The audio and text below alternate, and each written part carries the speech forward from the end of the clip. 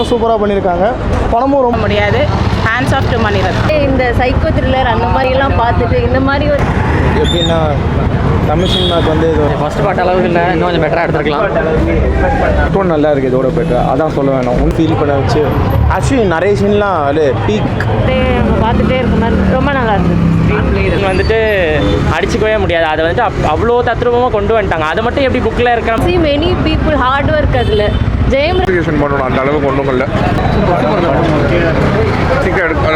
Novels அப்படியே convert பண்ணி கொண்டு வர முடியாது. அதில் செகண்ட் பார்ட் முடிச்சாங்க, நல்லபடியாகவே சுபமாக முடிச்சது தான். சொல்ல பிறந்தவர் வந்து இந்த மூவி எடுத்து இவ்வளோ பெரிய ஹிட்டானது வந்து பெரிய விஷயம். ஹீரோயினிக்காண்டியாக படத்துக்கு போகலாம். எக்ஸ்பெக்ட் பண்ணவே இல்லை. புக் படித்தவங்களுக்கு, புக் ரீடர்ஸ்க்கு நிஜமாவே ரொம்ப டிசப்பாயின்மெண்ட்ஸ் இருக்குது. புக் ரீடர்ஸ்க்கு நிஜமாவே டிசப்பாயின்மெண்ட்ஸ் இருக்குது. பட் மணிரத்னம் ஃபேனாக வந்து படம் பார்த்தீங்கன்னா கண்டிப்பாக படம் உங்களுக்கு பிடிக்கும். இல்லை லேக் எல்லாம் கிடையாது.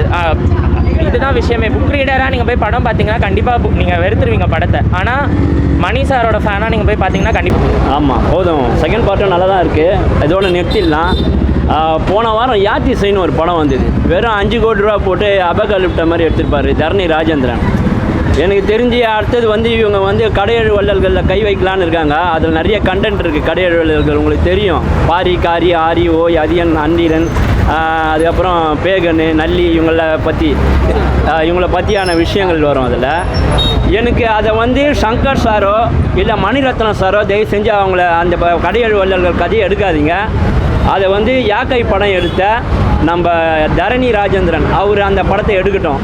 ஏன்னா அவர்கிட்ட 5 கோடி ரூபாலே அவ்வளோ உலகத்தரமான ஒரு அழகு சிஜி ஒர்க்கை பண்ணி எடுத்துன்னு வந்துட்டார்.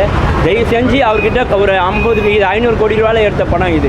ஆனால் அவர் கையில் ஒரு 50 கோடியா 100 கோடியா கொடுத்தா அவர் அழகாக எடுத்துகிட்டு வருவார்.